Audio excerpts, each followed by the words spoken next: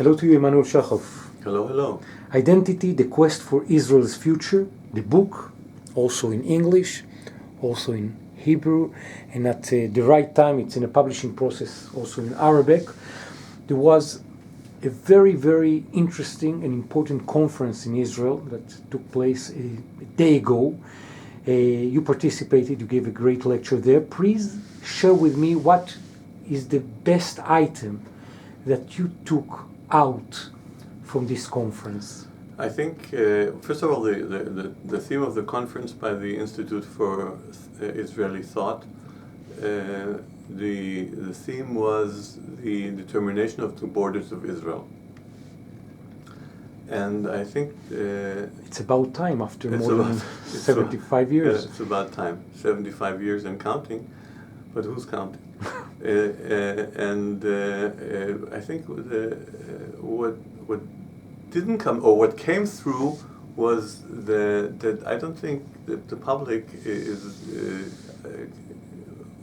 and the media definitely, are feeling the gravity of the meaning of not having the borders. I think there's a lack of understanding that the fact that we don't have clear borders is one of the main reasons that democracy is being challenged in Israel to the extent it's being challenged, because it's impossible to maintain a democratic, completely democratic government when you have a full-time occupation running next to you 24/7. It just doesn't work. Okay, and so there's a clock the clock that's ticking, and people aren't aware of the clock. They just don't. There was talk about alternatives, but there was no urgency. There was no feeling of urgency. Okay, obviously those who are in favor of the status quo don't have any need for urgency, but also others. And I think even I contributed in the sense that I didn't clarify the urgency of in my presentation, the urgency of the matter. Okay. When former Major General Giora Island speaks in this conference, he reveals a few possible solutions to the borders of Israel. He gave some alternatives, interesting alternatives, but there was no urgency. Okay, there's a feeling that Israel is a very powerful country, that we are pretty much in control of the situation, and what can happen, okay? And it's sort of like one of the things, what can happen? Things can happen, and things can go haywire quickly, and there's no guarantee that that will be in control all the time. And we see already that there's a confluence of many events which are challenging stability. For instance? For example, we have now we're entering a friction with the Russians over the situation in Syria. Okay, the West Bank is not completely in flames, but inflamed. Okay, it's in a situation we have every day. We have military events. We have people getting killed. So the economy is also, we have problems. The government is about to fall. There's no continuity. We may have to go into elections again, which would be the fifth elections within a period of 3.5 years, which is not contributing.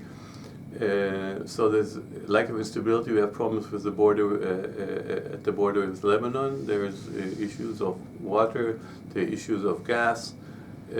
Hezbollah is coming on strong. So things are slowly but surely getting out of kilter.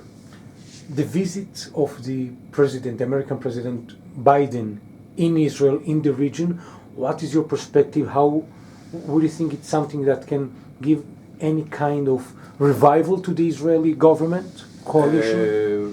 I have my doubts. I don't think. I think the influence will be minor.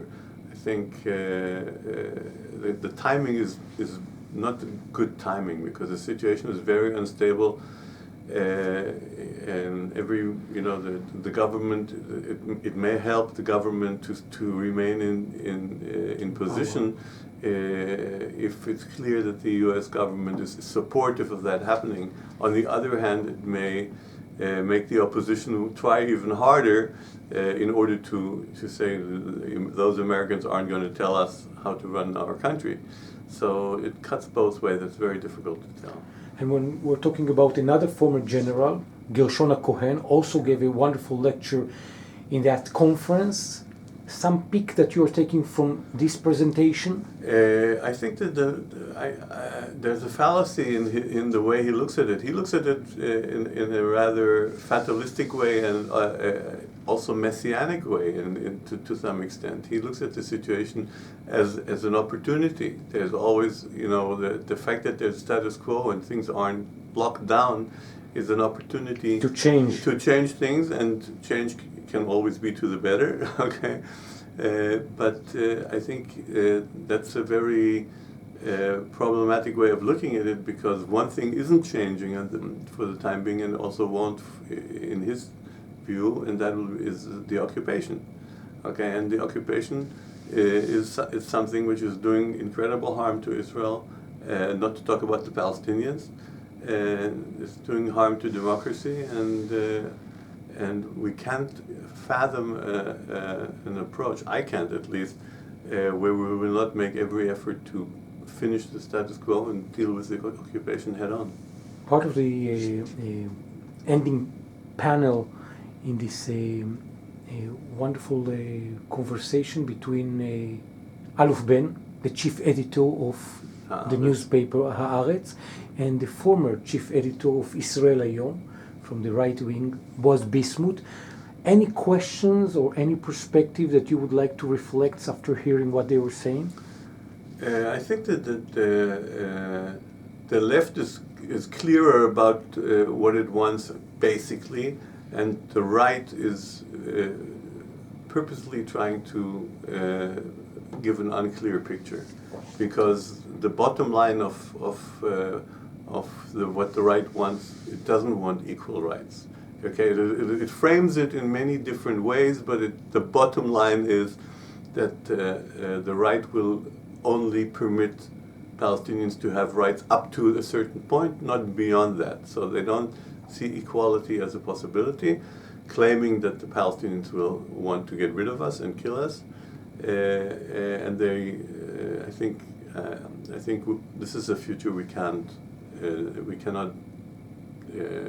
maintain, or we can't think of a future which will permanently have a situation where there's inequality between Jews and Palestinians in the Holy Land. You're saying that also because you are meeting practical Israelis, Jews and Israeli Arabs, trying to create one memo, one paper together that we all can sign on.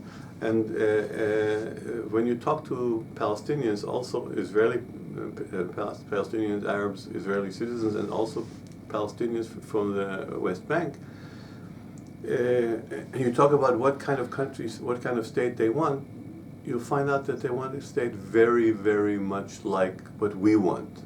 So the basics for a joint constitution are there, and it's just a matter of putting it on in writing.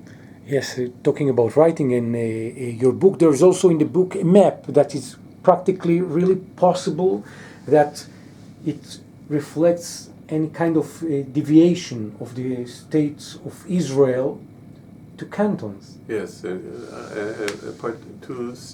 split Israel administratively into 30 cantons, 20 of them Jewish majority, 10 of them Palestinian majority, to run a federation as a solution to a one-state scenario. It's a hybrid one-state scenario because Gaza isn't part of it because of majority issues, but it's a one-state scenario, and we're in a difficult phase now where the public sentiment is moving from 2 states to 1 state, and that's not going over easy. Identity, the quest for Israel's future, people that want to be part of this community that want to be part of this dialogue? Where can they approach you?